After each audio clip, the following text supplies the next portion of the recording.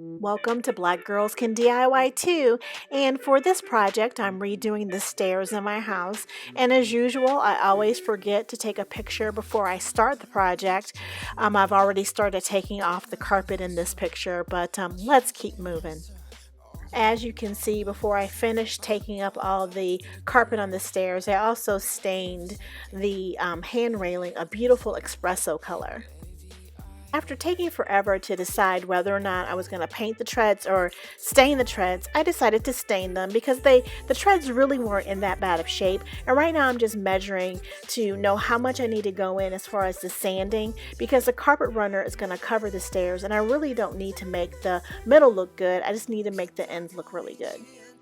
Since these stairs were completely covered with carpet, the landings did not have a true stair nose. So I needed to cut off this top piece on the landing so that I could add a stair nose, a round stair nose. So I'm using my chalk line to outline exactly where I need to cut so I can get a nice good flush cut.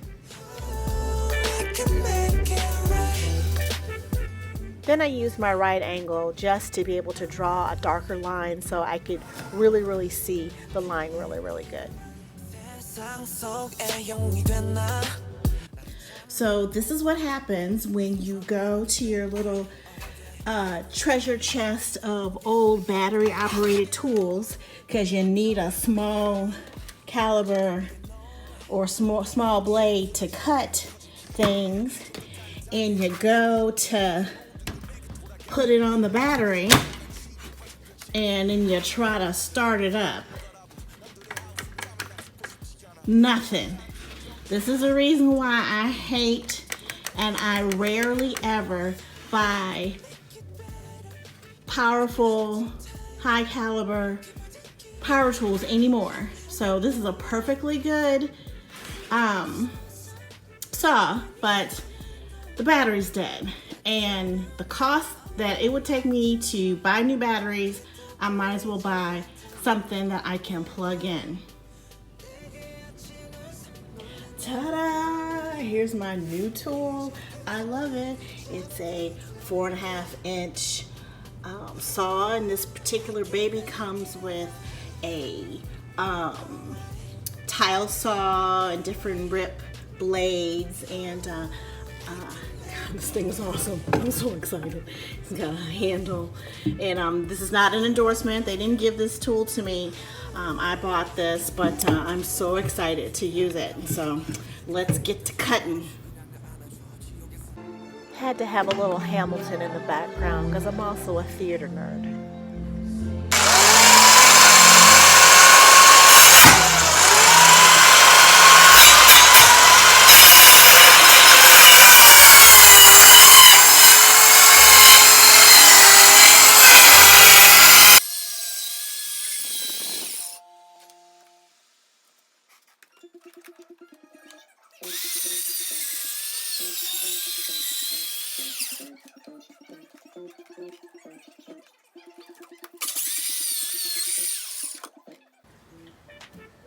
Alright, so the cut came out pretty good. It's nice and smooth. I was a little conservative on this end because I didn't want to make sure I didn't overcut. So I'm going to have to go back and trim off this piece. And then the ends, unfortunately, with any cut, you're going to have to use like a reciprocating saw or a some other smaller hand tool. I might use my oscillating tool to cut off this last piece, but my new tool, I love it. It's nice. That was nice and smooth cut right there. Like I said, I was a little nervous when I first started, didn't want to overcut, so I'll go back and trim that off here in a little bit.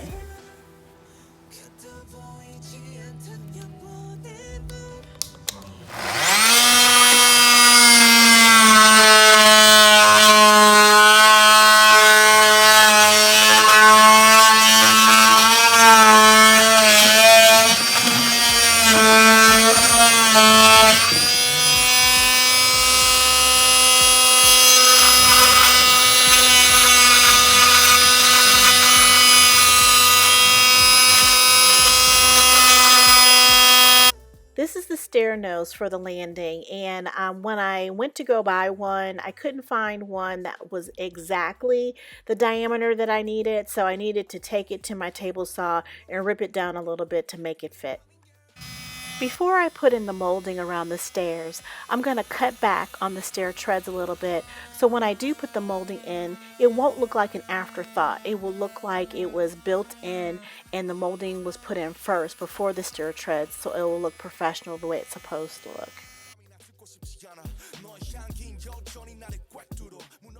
Now it's time to do the stair risers, and stairs are definitely not equal by any means. They definitely have minute measurements for each step, so I use this craft paper in order to do a template for each of the risers so that once I cut them out, I would have minimal amount of caulking to do to make them fit in perfectly.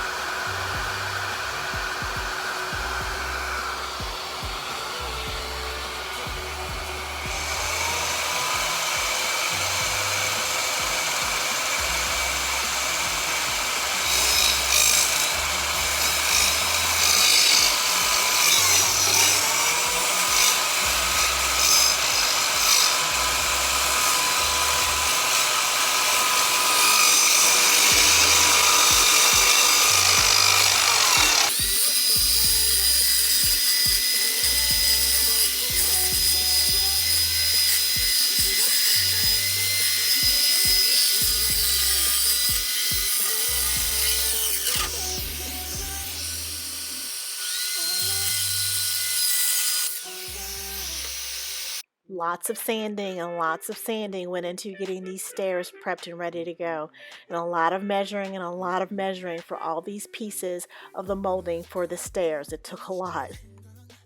The cuts of the molding on the stairs next to the stair railings were the craziest because I had to pretty much freehand each one of them. They were completely separate, but at least I had a little extra wood that I can create a couple of templates to help me along the way. Out of all of them, I think this one was the most difficult. I had to end up pulling out some craft paper and making a little template because I was going from the weird angled stair handle into the stair nose that I just put in, and the molding had never been cut for that before. There are days that I wish I didn't have a cat because this is what I had to do to keep my cat from going up the steps while I was staining. On some of the treads, there were crazy gaps on each side, and I didn't want the molding to fall down in it, so I actually put some spray foam in there to fill up those gaps. For the landings, I undercut the posts that were at the top of the landings, so once I placed a piece of Luan on there, it would fit underneath the post and it would be a solid piece of wood once I stained it. One little trick that I learned when you're pulling off the caulk that's on top of molding that you've removed is don't pull it because you'll pull the paint off. Instead, use a razor blade. It's a little tricky with one hand, but use a razor blade to glide it across to get that caulking off the wall. And then when you're done, you'll have less patching that you'll have to do when you're ready to paint and put the molding back up. We're getting close to the end, guys. Now it's time to put some decorative trim between the risers and the treads. And then we're going to start taping off everything and getting ready to start painting.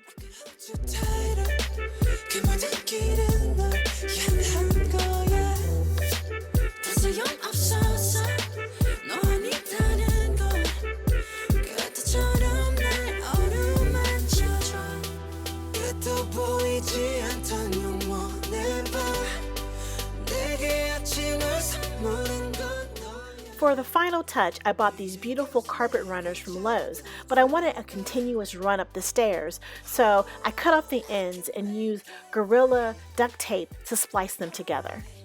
I didn't want to nail down the runners to the stairs. Instead, I used these Velcro strips so I can take the runners on and off for easy cleaning. And here's the final look.